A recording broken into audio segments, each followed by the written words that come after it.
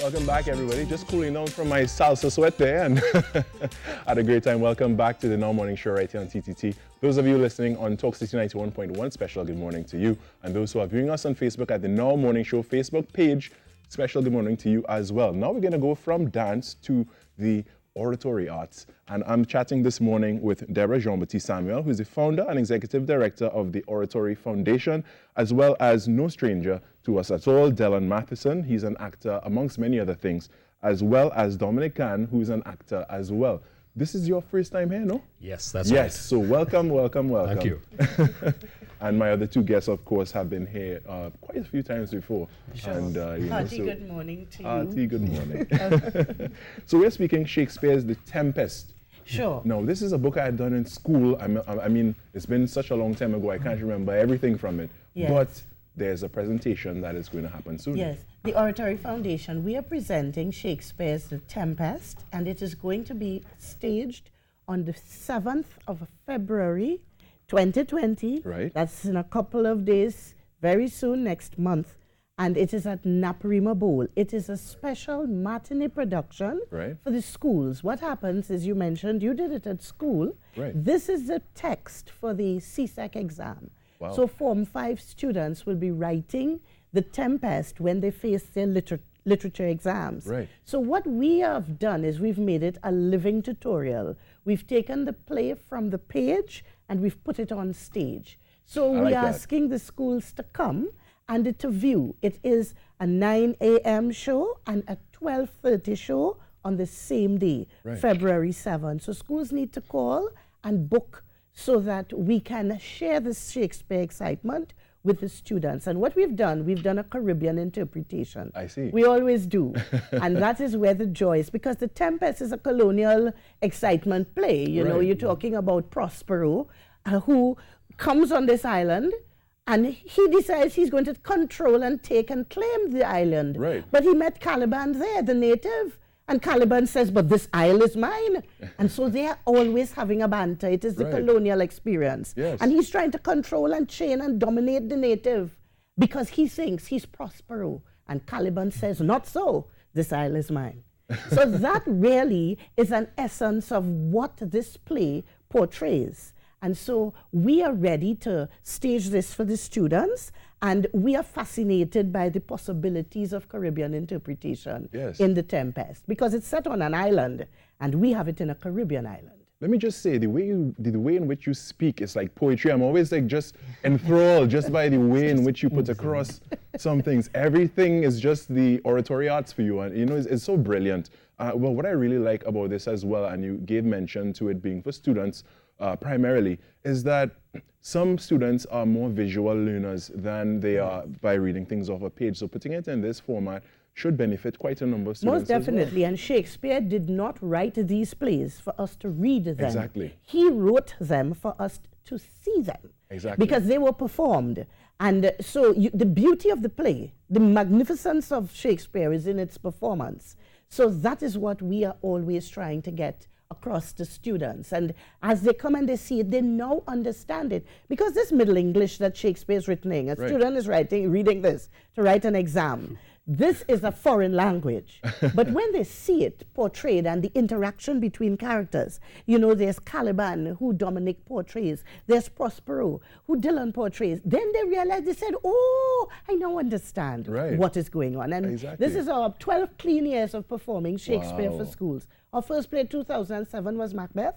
And we've done Macbeth, and we've done Taming of the Shrew, we've done Othello, we've done Julius Caesar, Midsummer Night's Dream. We've done 9 plays in total. And this is 12 years gone, and we're into 2020 for more excitement. Looking forward to it. And Dylan and Dominic, I want to chat with you all a little bit as well, because you know you are the actors portraying Prospero, and remind me of the Caliban. Caliban. You are the native. So tell me, what was it like preparing for these roles, Dominic?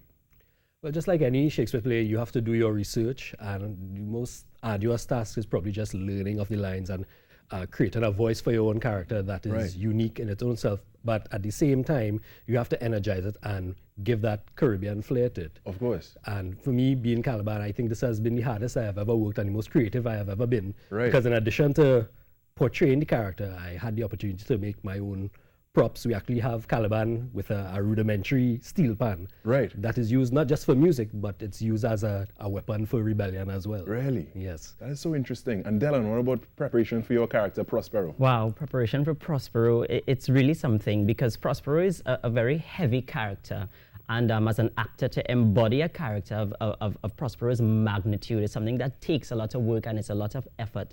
So sometimes, you know, you have to prepare yourself mentally for it before you get into it and whatnot. So that preparation is really something to marvel at. And when we're performing, we're always looking at how can we have or find the Caribbean parallels within the characters, and, you know, incorporating something as simple as calypso into the language of Prospero and how he gets about on the island. You know, it comes from the research and whatnot. It really is something to marvel. I respect actors so much for having to you know, leave their own regular mental state and get into that of the character. Any good actor, at least, becomes the character, you know, for the time they have to portray that character on stage or on whatever platform, you know. So I really respect that, and I'm always interested to know, like, is there ever a disconnect where sometimes you are, even when you leave the stage or you leave the platform, that you're still in the mind of that character? Wow. Sometimes, for me, it depends. Sometimes you get so engrossed in a character, you delve so deeply into the character that you walk away and you're still using the language and you're still talking to someone like, I am Prospero and this is my backstage, and you know, and it happens a lot. It happens quite often, and it really comes from that depth, the deepness of the actor being submerged into the character, coming out of the character, that type of thing. So it really does. It really does stay with you sometimes, but, you know, it's a challenge to sometimes get out. But I want to put you two in character, because I understand you have prepared a short skit for us in regards to The Tempest. So if you would take the floor. Let you get the context as they get into position there, Carrie. Sure. And we have photos of us. We are in the text. I forgot to mention the text for the schools. We have our photos in there. And it says in the front that it's from the production of 2016. So I'll introduce the characters as they're going, Prospero and Caliban. This isle is full of noises, sounds, and sweet airs that give delight and hurt not. Sometimes 1,000 twangling instruments will hum about my ears, and sometimes voices, and sometimes storm with a pulse so strong it is the metaphor that lingers loud yet lyrical. Shakespeare's imagination churns Caribbean interpretation from the Oratory Foundation. All is set on an island where the native element is creative and original. Robust and hearty is the welcome as we present this excerpt of The Tempest now.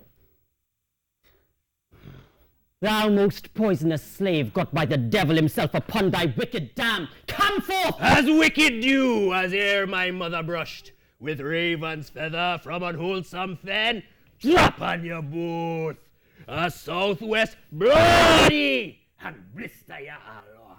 Be sure for this, tonight thou shalt have cramps. Side stitcher shall pen thy breath up, urchin shall for the vast of night all exercise on thee. Thou shalt be pinched as thick as honeycombs, each pinch being more stinging than the bees that made them. I must eat my dinner. This island is mine by Sycorax, my mother, which thou takest from me. Whence thou camest first, thou strokest me and made much of me. Wouldst give me water with berries in it, and teach me how to name the bigger light and the less, that burn by day and night. And then I loved thee, and showed thee all the qualities of the isle. Fresh springs, bright pits, barren place and fertile. Curse me, I that did so. All the charms of Sycorax, toads, beetles, bats, light on you. For I am all the subjects that you have, which first was my own king, and now you stay me here in this hard rock, while you keep from me the rest of the island. Thou most lying slave, whom strengths may move not kindness,